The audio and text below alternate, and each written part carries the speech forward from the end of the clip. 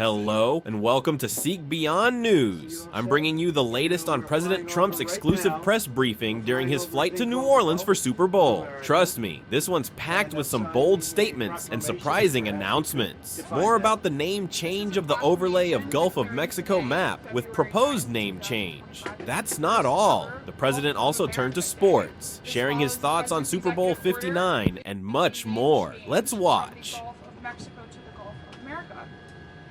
And we're flying right over it right now. So we thought this would be appropriate. Even bigger than the Super Bowl. This is a big thing. And almost everybody now has assented to that. Attention on board. Ladies and gentlemen, if you could please direct your attention out the right side of the aircraft. Air Force One is currently in international waters, for the first time in history, flying over the recently renamed Gulf of America. Please enjoy the flight, and we are now about to head westbound to Super Bowl 59. Wow, he did that well. That's a good job. He did, isn't that nice? You know, we're about make America great again, right? That's what we care about. Okay, here we go.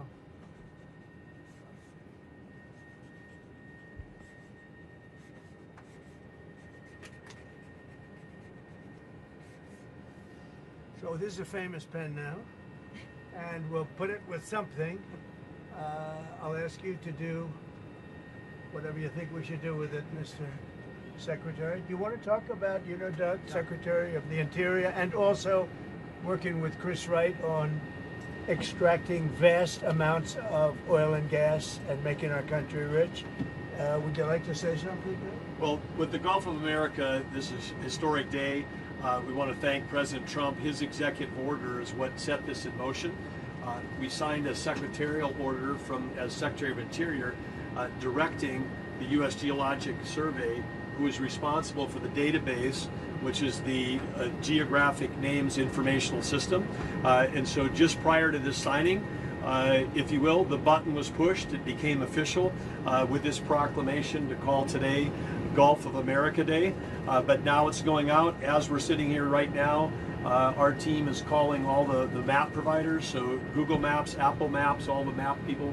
That change will take effect this afternoon to Gulf of America. So again, fantastic. Thank you, President Trump, for setting this all in motion with your executive order. It's an exciting, fun day, and great to do this as we're flying over the Gulf of America. We thought it would be very appropriate. Catherine, thank you very much for being here. It's been a very important part of his life. And who knows what would have happened to him without you. It might not have been good. Here you go. Okay. Have you talked to Mexico about this? Actually, interestingly, I've never spoken to him about it. It was our call. And I have not spoken to him about, I've spoken to him about many other things, but I haven't really talked to him about this. They have never brought it up. I'm a little surprised at that, but they've never brought it up. Sir, can you tell us about your conversation with Vladimir Putin? I don't want to do that now. We're trying to end that war. It's a war that would have never happened if I were president. It would have never happened. But we're making progress, but I can't tell you. You suffered a couple of court losses, Mr. President, and J.D. Vance said judges aren't allowed to control the executive power. What's your take on that? Well, we're going to see what happens. We have a long way to go, and we're talking about fraud, waste, abuse, and when a president can't look for fraud and waste and abuse, we don't have a country anymore. So we're very disappointed with the judges that would make such a ruling, but we have a long way to go. We have to find all of the fraud that's going on. We have tremendous fraud, tremendous waste, and tremendous abuse, and theft, by the way. And the day you're not allowed to look for theft and fraud, etc., then we don't have much of a country. So no judge should frankly be allowed to make that kind of a decision. It's a disgrace. Mr. President, a few years ago, Gulf of America, Canada, Greenland, Gaza, all these are very muscular foreign policy. How does this align with America first? Because it makes us bigger, stronger, and better, and more protective. We need Greenland because of national security, international security, world peace. And we'll have to do that. Canada, we'll see what happens with Canada, but the people of Canada would be paying less than half of the tax If you look at the tax, they're going to be paying less than half the tax. You know, they don't pay very much for military, and the reason they don't pay much is they assume that we're going to protect them. That's not an assumption they can make, because why are we protecting another country? Now, I love the people of Canada. We have a great relationship. But if they became our 51st state, it would be the greatest thing they could ever do. It would be unbelievable. It would be a cherished state. And think of how beautiful that country would be without that artificial line running right through it. Somebody drew it many years ago with a ruler, just a line.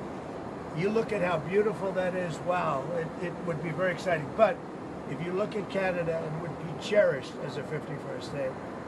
They don't pay their share of military in NATO. They pay very little for military. They're not protected at all. And the reason is they think we're going to protect them. The other thing is we subsidize them to the tune of about $200 billion a year. If we stop doing that, if we stop allowing them to make cars through tariffs and other things, cars, trucks, etc., what they make, they're not viable as a country.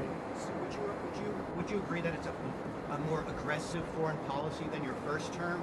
And why is that? It's more aggressive. It's better. Why? Because I think I've had a lot of experience. And in my first term, I was fighting everybody because they were very aggressive toward me. I always said survival and taking care of the country, not necessarily in that order. But I had to take care of the country, but I had a bunch of lunatics like Pelosi and all of these people. They fought me, and we won. And, you know, I had a lot of other things that were going on there. This time it's much more, they've lost their confidence. I think they've lost the respect of the American people with, you know, men participating in women's sports, with open borders, with transgender for everybody, for all the things that they're doing is so bad. When you allow people to empty their jails into your country with prisoners, killers, their mental institutions and insane asylums into our country, this is what they're doing.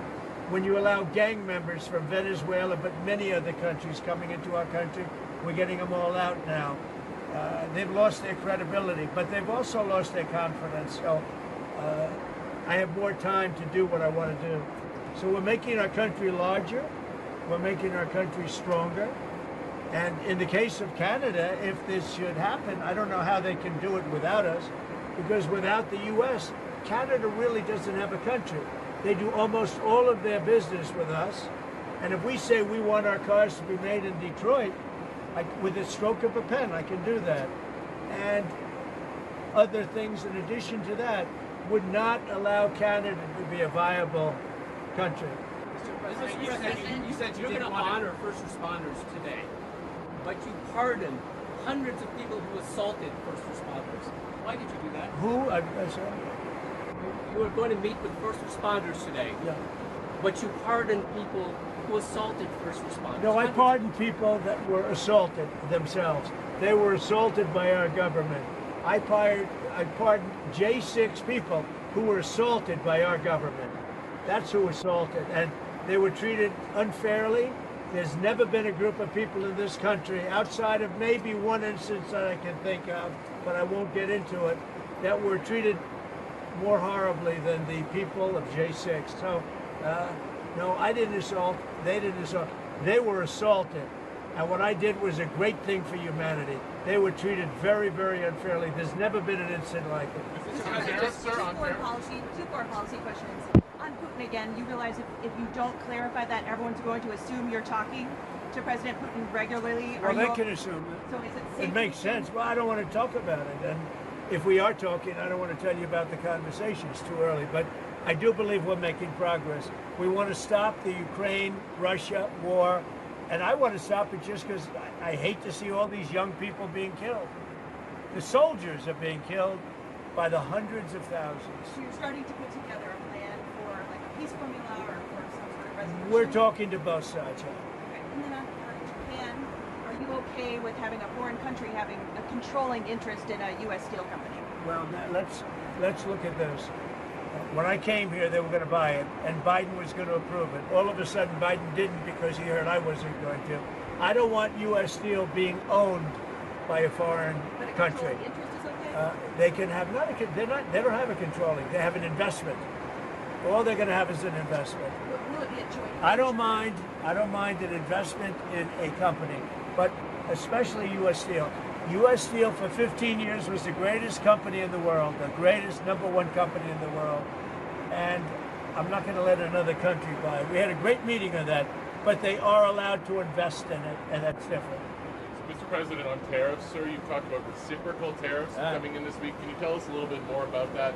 And are you announcing a plan for it this week? Yeah, I'll be The tariffs announcing. themselves kick in this week. I'll be announcing probably Tuesday or Wednesday at a news conference reciprocal tariffs, and very simply, it's if they charge us, we charge them. That's all. When is it going to impact, sir? Almost immediately, but I'll be announcing the details of it, highly detailed, and it'll be great for everybody, including the other countries. But if they are charging us 130% and we're charging them nothing, it's not going to stay that way. This is on every country? Every country will be reciprocal. That's right. Every. Mr. President, can you confirm that It won't affect everybody because there's somewhere we have similar tariffs. But the ones that are taking advantage of the United States, we're going to have it's reciprocity, it's reciprocal. We're going to have a reciprocal tariff. But we'll have a news conference Tuesday or Wednesday. And just on the steel question, just so I understand We'll you also be correctly, announcing steel tariffs on Monday. on this tomorrow, Monday, yeah, tomorrow. what countries will those go on? Everybody, steel. Including Canada and Mexico? is Yeah, that exempt? any steel coming into the United States is going to have a 25% tariff. What about aluminum, sir? Aluminum too. 10%? That's what it's 10, no, 25%. 25 for aluminum as well? 25 for both. For both. And on steel, sir, are you ruling out then Nippon Steel having a 51% stake or higher? They won't have a majority stake? Nobody can have a majority stake for U.S. Steel. They can for other companies, but not for U.S. Steel. I think you agree with that, don't you? U.S. Steel was one of our great companies, and through a lot of stupidity and bad government and also bad management of the company, it lost that luster. But it's going to gain it back, and tariffs are going to help. Tariffs are going to make it very successful again. And I think it is good management now, too. Yeah. Sir, may I ask one, please? Can you tell me, can you confirm that you'll be meeting with MBS and Sisi of Egypt soon? Will that be at the White House, or are you going to speak? Well, I'll be meeting with all of them numerous times, by the way, but I'll be meeting with all of them. And yeah, I think that it's a big mistake to allow people, the Palestinians or the people living in Gaza, to go back yet another time. And we don't want Hamas going back. And think of it as a big real estate site. And the United States is going to own it and will slowly, very slowly, we're in no rush, develop it. We're going to bring stability to the Middle East, to a totally war-torn part of the Middle East, a part of the Middle East that has caused tremendous problem, the Gaza Strip, and we'll own it. It's totally demolished right now. It's a demolition site. It'll be reclaimed. It'll be leveled out, fixed up. There won't be anybody there. Hamas won't be there. We'll be building through other of the very rich countries in the Middle East. They'll be building some beautiful sites for the people, for the Palestinians to live in. They'll be living in harmony and peace probably for the first time in hundreds of years. And just to clarify, I know you don't want to tell us about your conversation with President Putin, but can you clarify whether you had that since you've been in office, or whether it happened before you became president? I've had it. Let's just say I've had it. As And I expect to have many more conversations. We have to get that war ended. It's going to end, and we have to get it ended. And we have to get it ended. So should have never happened, would have never happened if I was president. Mr. President, a couple of years ago, your vice president suggested that if the Supreme Court rules in a way you don't like, just let them enforce it. Do you agree with that? Say it, the last part. The vice president suggested that if the Supreme Court rules in a way that you don't like, they can just enforce it by themselves. Do you agree with that? I don't know even what you're talking about. Neither do you. Who are you with? Up close, sir. Who? Up close. Oh, no wonder. I thought they died. Are they still around? I haven't read them in years. I thought they died. All right, go ahead. Who else? On security clearances, you've been yanking a lot of them. Why does it make the country safer to take away the AG's security clearance? And is that a form of retribution? If there's somebody, no. If there are people that we don't respect, if there are people that we thought that were breaking the law or came very close to it in previous years, we do it. And we've done it with some people. We've done it with Biden himself. We think our country is not as safe if you gave him clearance. We don't think he knows what he's doing. And what he's done to this country is a disgrace. And what he's done in terms of allowing criminals, murderers, drug lords into our country, people from mental institutions into our country, he should be ashamed of himself. On deportations, there's been some reporting that you've been upset that there haven't been more deportations. Can you clarify that? I think they're doing an incredible job. It's very tough. Deportations, finding murderers is not easy. Some of them are actually very smart. They shouldn't be in our country. There wouldn't have been. We had beautiful, we just set records for closure. We have the strongest border we've had in many years, since my term. But even for many, many years, decades before that. They're doing an amazing job, I think. Tom Homan's doing an amazing job. Kristi Noem is doing an amazing job. But it's not easy finding murderers who know they're being looked for. But we're sending out thousands of people. We're getting rid of thousands of criminals from our country. So, in-house, do you expect to meet him in person anytime? Where? Putin. Do you anticipate meeting with him in I would person? imagine I would be meeting with Putin, yes, at the right time. I think at the right time, at the appropriate time. Mr. President, back on Gaza, the White House press secretary told us last week that you're committed to rebuilding Gaza. Steve Witkoff said that process would take 10 to 15 years. Does your commitment to rebuilding Gaza extend beyond your time in office? I'm committed to buying and owning Gaza. As far as us rebuilding it, we may give it to other states in the Middle East to build sections of it. Other people may do it through our auspices. But we're committed to owning it, taking it, and making sure that Hamas doesn't move back. There's nothing to move back into. The place is a demolition site. It'll be, the remainder will be demolished. Everything's demolished. I mean, you can't live in those buildings right now. They're very unsafe. But we'll make it into a very good site for future development by somebody. We'll let other countries develop parts of it. It'll be beautiful. People can come from all over the world and live there. But we're going to take care of the Palestinians. We're going to make sure they live beautifully and in harmony and in peace, and that they're not murdered. This has been the most dangerous site anywhere in the world to live in. Hamas has been a disaster. And by the way, I have to tell you that I watched the hostages come back today, and they look like Holocaust survivors. They were in horrible condition. They were emaciated. It looked like many years ago, the Holocaust survivors.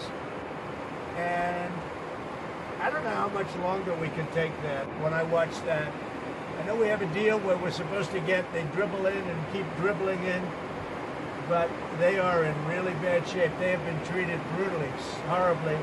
Even the ones that came out earlier, they were in a little bit better shape, but mentally they were treated so badly. Who could take that?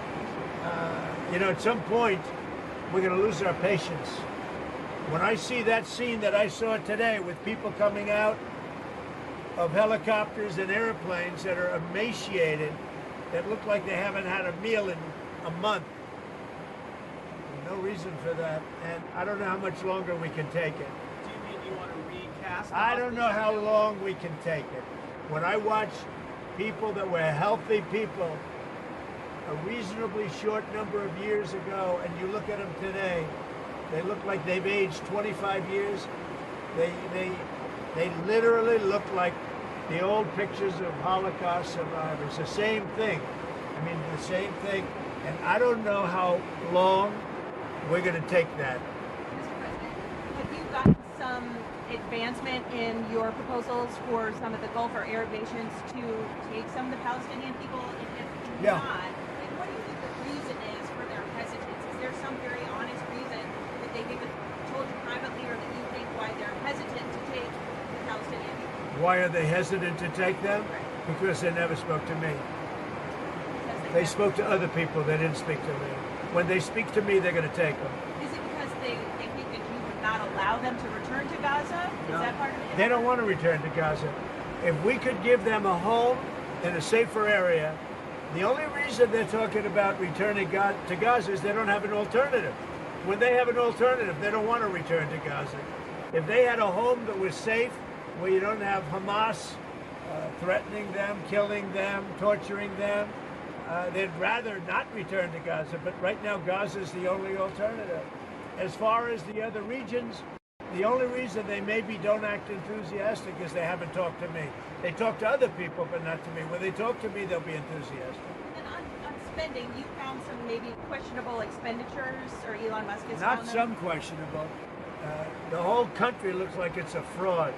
It's fraud, waste, abuse, but it's a tremendous fraud. And what Elon and his group of geniuses have found is unbelievable. It's unbelievable. And that's just in USAID. Soon we're going into education. You'll find the same thing but bigger. Soon we're going into the military, and you're going to find a lot of bad things happening there. You'll find it because our government has not functioned properly for many, many years, and we're going to make it function properly. We're even looking at treasuries. There could be a problem. You've been reading about that with treasuries. And that could be an interesting problem because it could be that a lot of those things don't count. In other words, that some of that stuff that we're finding is very fraudulent. Therefore, maybe we have less debt than we thought of. Think of that. So a lot of things are happening, but Elon's doing an excellent job. We started with 12 guys with high IQs, and now we have 100 guys with very high IQs. Do you think Congress has failed to do their oversight, or do you think Yeah. your first administration, some of your cabinet agencies? I think failed to do everybody their job? failed. I think everybody failed. And why does Elon's financial disclosure remain secret?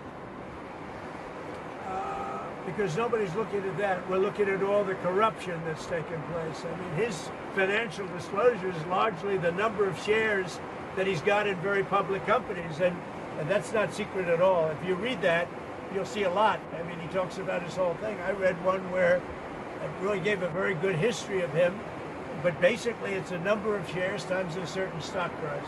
So why is that not public? It is public. All you have to do is read it. So on USAID, sir, what is kind of like the message to countries that depend on humanitarian aid distributed through USAID? What is your message to those countries? The ones that have been, the few that have been legitimate in terms of getting legitimate money, will probably put it through the State Department. It'll be handled by Marco Rubio, highly respected man, Secretary of State. There's no reason for USAID, when you look at the politicians that have been in there sucking the blood out of it, when you look at all of the fake deals, I mean, look, all you have to do is get a list of all of the things you can see by the heading. It's fake, it's fraudulent, it's probably kickbacks, where they send the money and then it gets kicked back to the person that sent it. So the ones that are good, and there are not many of them, but the ones that are good, and there are some, will probably have that be handled by Marco Rubio in the State Department. Will they take on some of the USAID workers? They could, if they like. Mr. President, another Will it still be called USAID, Mr. President, or will it not? I don't know that it's going to exist. Why would you need it? The State Department can take care of Do it. you think the amount of spending on foreign aid will decrease also, or just the number of employees? It should decrease, yeah. I hope it decreases. Yeah, by how much? When By we half, have $36 trillion in debt, and we're taking care of countries that are very rich and sending aid to countries in some cases that are rich, in some cases they're not rich. But no, it should very much decrease. Mr. President, But it won't be the scams that you've seen. another cut that NIH put out a memo on Friday night. It's going to cut $4 billion from the percentage that they pay to universities and public colleges in all those states, not foreign countries. $4 billion. Is that okay to take that off the top? Sure. It could be okay. I mean, you have to look at the universities. Some are legit.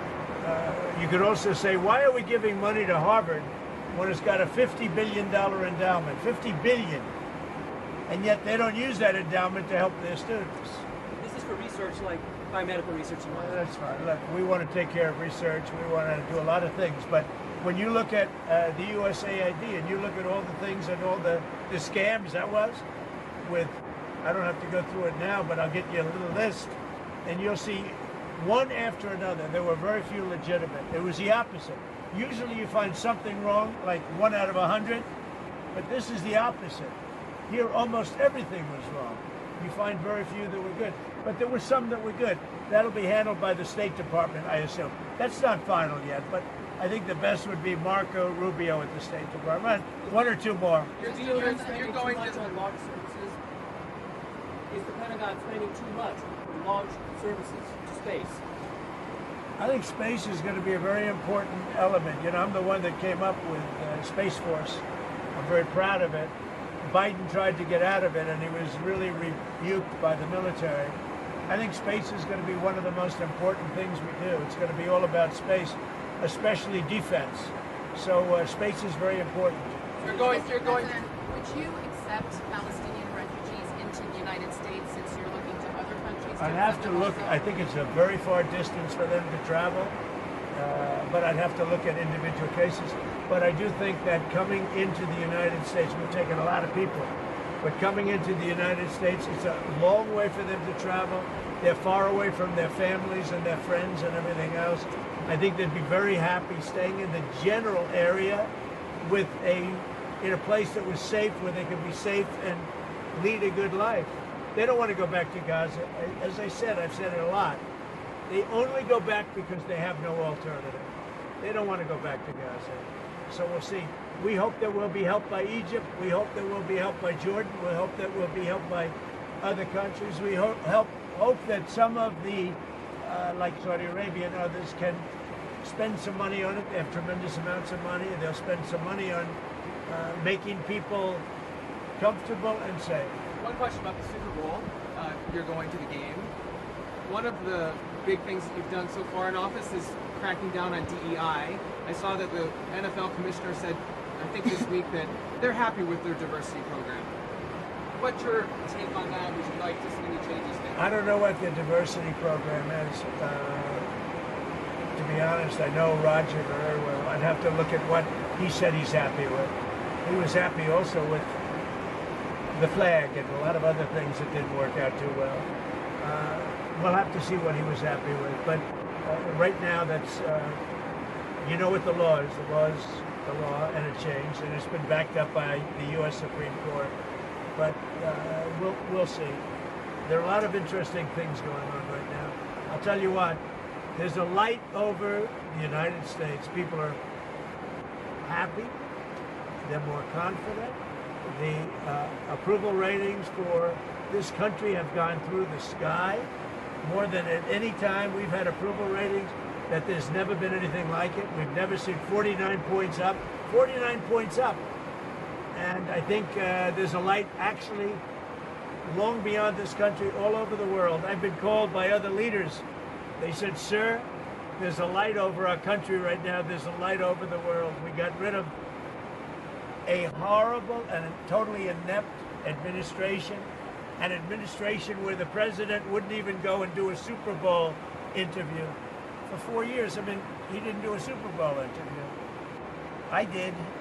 You'll see it in about 1 or 2 hours. One more on the refs. Do you have an opinion, sir, on whether the referees have been throwing the games to the Chiefs all season?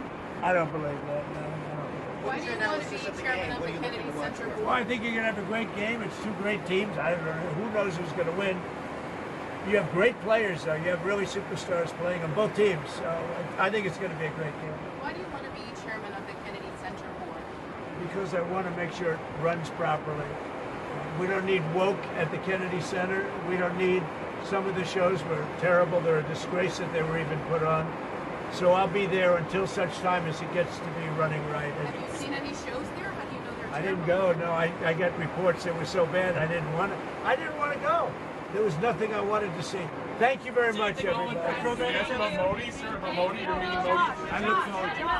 President Trump's briefing has definitely sparked some big conversations. What are your thoughts on these bold moves? Let us know in the comments below. And don't forget to like this video, subscribe to SeekBeyond News, and hit the bell for all the latest updates. Thank you, Mr. President.